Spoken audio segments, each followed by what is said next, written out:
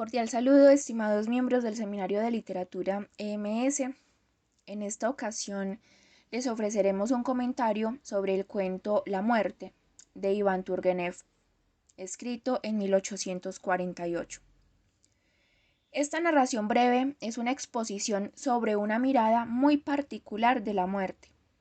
En primer lugar, como realidad humana, es decir, en el sentido de que hace parte del proceso al que todo ser vivo está sometido en cuanto biológicamente es un cuerpo orgánico, cuyas características lo someten a la fragilidad, a la enfermedad y al deterioro crónico de los órganos y de las funciones vitales. En segundo lugar, como acontecimiento individual en el sentido de que es un momento de la vida que implica la finitud del sujeto y de todas aquellas posibilidades de ser en el mundo. Es decir, además del orden biológico, hay un orden espiritual y filosófico que están implicados en este acontecimiento. Ante la pregunta por el ser, por la identidad, por la capacidad de razonar que tiene el ser humano, la muerte enfrenta al individuo al ya no ser más, nunca más.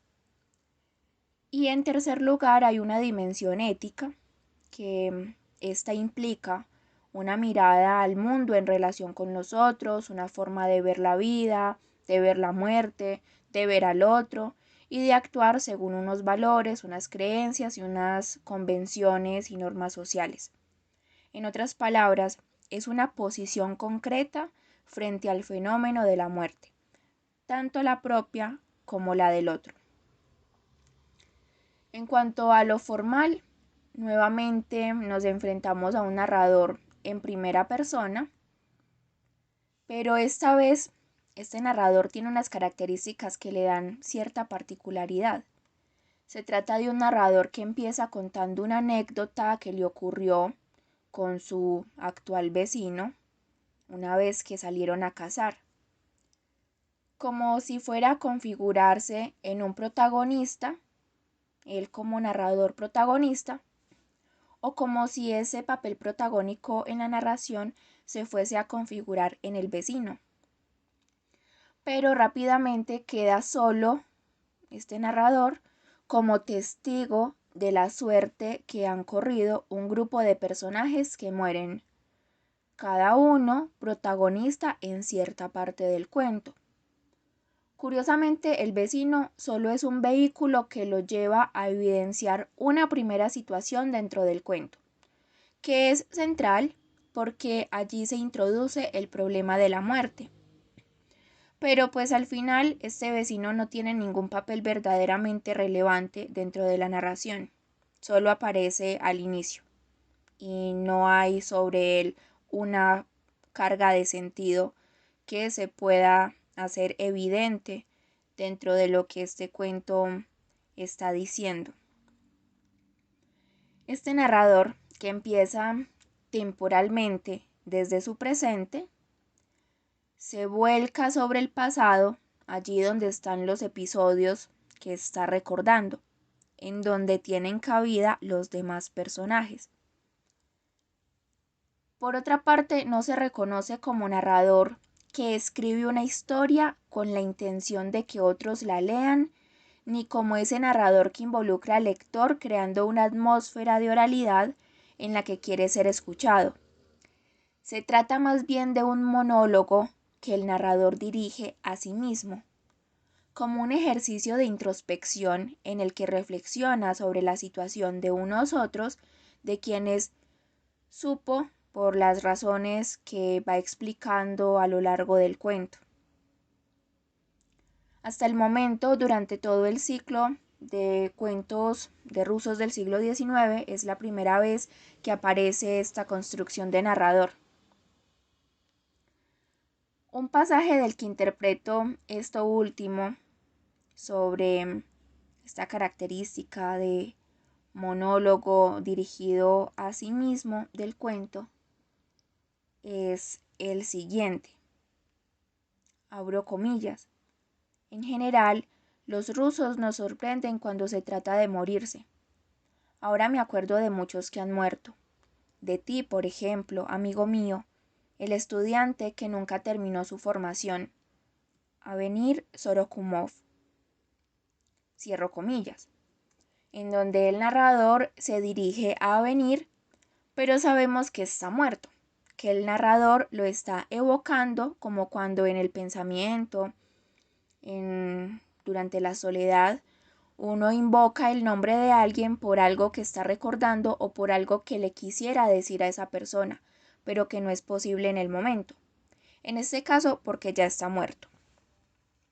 Sin embargo, también es preciso decir que esta referencia a un otro, cuando dice me acuerdo de ti, parece ser también una herramienta dentro de la narración para que el lector sienta de algún modo que se están refiriendo a él, de ti que has muerto, o más bien, digamos, en esta elaboración que puede ser un tanto metafórica, de ti que vas a morir.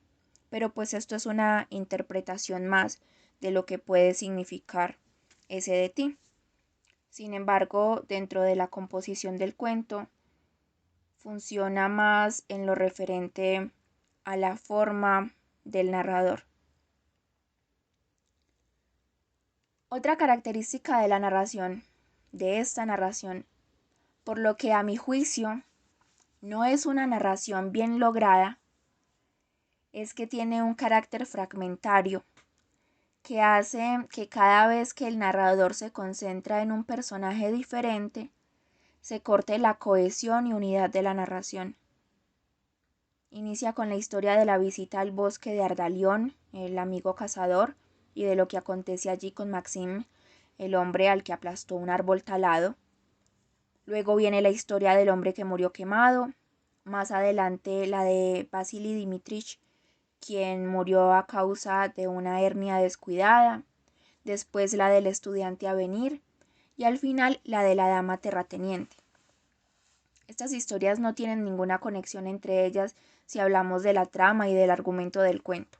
Cada una es una historia diferente que bien podría formar un cuento cada una por separado. Solo hay dos conexiones, pero que resultan insuficientes para la unidad del cuento clásico. Estas son el narrador, tenemos el mismo narrador a lo largo de la historia, y el tema de la muerte, que es un tema central y recurrente. A grandes rasgos, las características formales sobre las cuales puedo hacer alguna anotación son estas que acabo de mencionar. Por otra parte, del lado de la axiología del autor, de una interpretación humanística, el tema central es el de la muerte, como ya lo he mencionado. Entonces, nos podemos preguntar, ¿cómo es tratada la muerte aquí? Y esa es la pregunta que ayuda a entender el cuento en su valor de reelaboración estética de un fenómeno humano y de un contenido filosófico. Lo que tenemos es una perspectiva de la muerte del sujeto en relación con los otros. Es decir, la muerte no acontece únicamente para el que fallece, sino que es un hecho que toca con los seres que le eran cercanos, con aquellos con los que tenía alguna relación, algún vínculo de la naturaleza que fuere. En la primera parte el narrador recuerda el bosque de su amigo cazador como un bello bosque, en contraste con el panorama desolador y abandonado que encuentra cuando lo vuelve a visitar. Esto introduce a esa idea de la muerte como el momento en el que los tiempos de vitalidad se han esfumado y el deterioro en la vejez o en la enfermedad, por ejemplo, lo transforman todo en desolación. Viene entonces la escena de Maxim, aplastado por el árbol. Es interesante, anoto esto de una vez, que ninguno de los personajes tiene una muerte inmediata. En todos hay un momento crítico que dura brevemente para mostrar su actitud frente a su situación, esa situación de estar al borde de la muerte. Esto es lo que les permite ser personajes con relevancia dentro del cuento, pues de lo contrario no habría nada que decir sobre ellos, como lo señala esta idea sobre la literatura, de que solo puede escribirse cuando hay tensiones, contradicciones, fracasos, peripecias, es decir, cuando hay algo que contar, pues si en la vida todo fuera miel sobre hojuelas, no tendría sentido la literatura, no habría nada sobre lo cual valiera la pena escribir. Pero bueno, volviendo a Maxim, este tiene los huesos rotos, está en una terrible condición, pero no se preocupa por él. No piensa en que su vida está acabando y en lo que ello realmente implica, sino que primero se preocupa por su deber como religioso, solicitando al sacerdote para que venga a cumplir con el ritual demandado por la iglesia. Siente culpa por lo que le ha pasado, pues estaba trabajando en domingo, el día del Señor. Después se preocupa por su dinero, por su mujer, por las deudas que tiene. Luego se preocupa por pedirle perdón a los demás. Después recuerda que compró un caballo. Entonces ahora su angustia es porque el caballo pueda ser entregado a su mujer. Y muere. Esos fueron sus últimos pensamientos y sus últimas palabras. Sus deberes sociales como creyente, como esposo, como negociante, y su única preocupación, en resumen, fueron los demás, puros asuntos que nada tenían que ver con una pregunta por sí mismo o por su vida. Esto me hace pensar en cómo pasamos la vida preocupados por asuntos exteriores, por los otros con quienes nos relacionamos, por los deberes convencionales, por las exigencias sociales, por las deudas, por los bienes adquiridos, por el dinero, poniendo nuestra energía en todo menos en nosotros mismos. Entonces me pregunto, como Maxim, ni siquiera a la hora de la muerte vamos a dirigir la mirada hacia nuestra propia existencia. Con la segunda historia, el campesino quemado, resulta que hay gente a su alrededor en el momento de la agonía.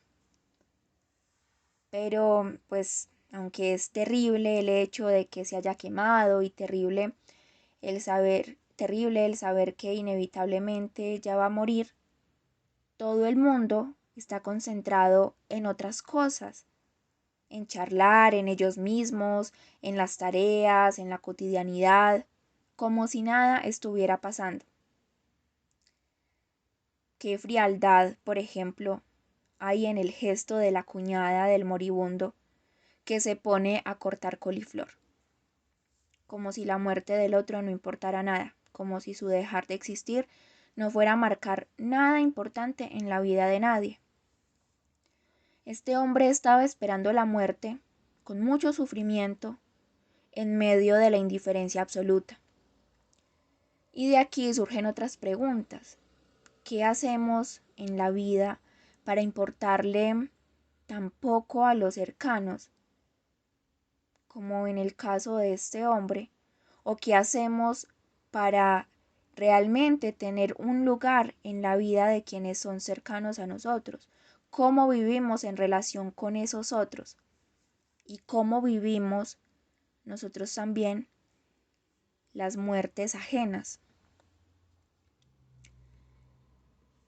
El tercer caso es el de Vasily Dmitrich, el molinero, que tiene una hernia, le sale una hernia mientras está ejerciendo una labor.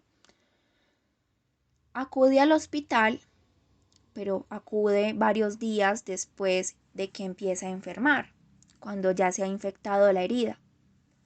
El médico le pide que se quede en el hospital, pero él decide irse, pues su salud y su vida son asuntos menores comparadas con todas las cosas que debía ir a poner en orden en su casa.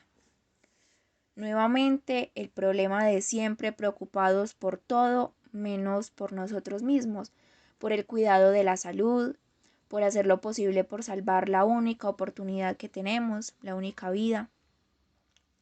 Esto resulta ser un menosprecio absoluto por la vida. Luego viene la historia del noble joven estudiante a venir, quien a pesar de sus cualidades, de sus virtudes, se entregó al trabajo como profesor en medio de la soledad y en unas condiciones deplorables. Cuando enfermó, más aún, porque ya estaba enfermo, dejaron de pagarle. Lo sustituyeron rápidamente por otro y no le agradecieron su esfuerzo, su trabajo duro, simplemente lo hicieron a un lado sin importar su suerte. A pesar de que pudo permanecer en casa de sus patronos, era como si no existiera. Ellos nunca se preocuparon por él, ni siquiera por darle unas condiciones dignas para que sobrellevara de buena manera su enfermedad.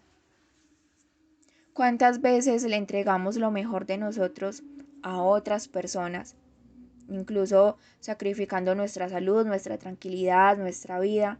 Y luego, cuando tenemos dificultades, somos reemplazados, excluidos, olvidados, sin el menor gesto de gratitud y solidaridad.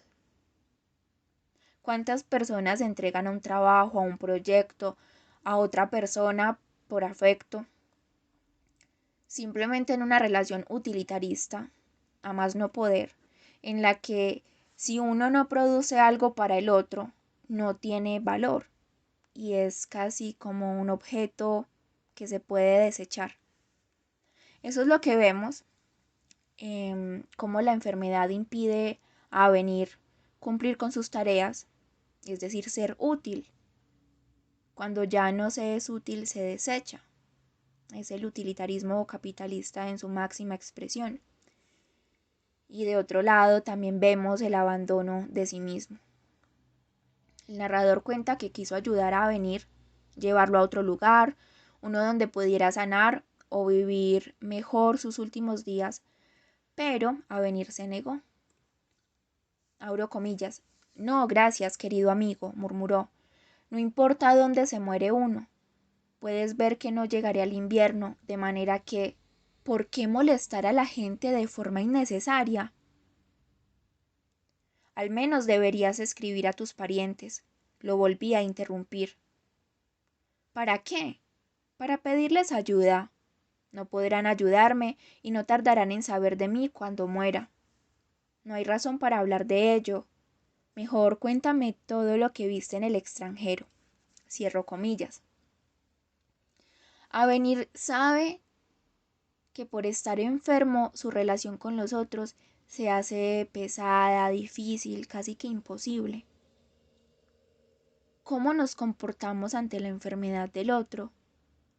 ¿Cómo se comportan los demás ante nuestra propia enfermedad? ¿Acaso nos preocupamos de los demás o los demás se preocupan por nuestra salud y en la enfermedad hay solidaridad?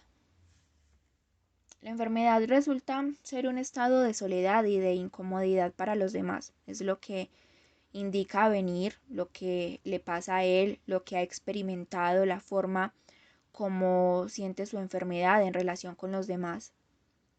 Y esta realidad es durísima, es desgarradora.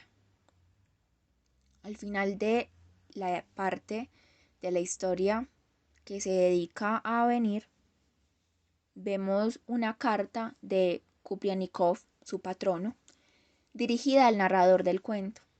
Esta carta simplemente aparece como un gesto en el que se está cumpliendo con una convención, como un trámite más y ya. Y al final del cuento vamos a tener un último caso, una muestra más de esas actitudes frente a la muerte que son escalofriantes. Abro comillas. Una anciana dama, terrateniente ella misma, moría en mi presencia. El sacerdote comenzó a leer la oración para los moribundos sobre su cuerpo, cuando de pronto se dio cuenta de que la enferma estaba en efecto muriendo y con toda prisa le pasó la cruz. La anciana dama se mostró ofendida por el gesto. ¿A qué tanta prisa, señor?, le espetó con un tono de voz que ya denotaba la rigidez que la esperaba. Le dará tiempo. Se echó para atrás y terminó de colocar su mano bajo la almohada cuando exhaló su último suspiro. Había una moneda de rublo debajo de la almohada. Había tenido la intención de pagar ella misma al sacerdote por leer las plegarias de su propio fallecimiento. Cierro comillas. Esta mujer es la única que se preocupa por ella misma, porque el cura haga el ritual de oración como debe ser y le aplique la extrema unción. Había tenido tiempo de separar el dinero para pagarle al cura.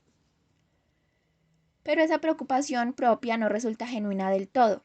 También tiene sus matices que la hacen negligente. Por ejemplo, hasta para morir nos señala, hasta para morir se necesita dinero. Ni siquiera la muerte se escapa de la frivolidad humana y del todo se paga con dinero. Es decir, esta mujer tampoco resulta un personaje ejemplar, uno que contradiga la intención crítica del cuento.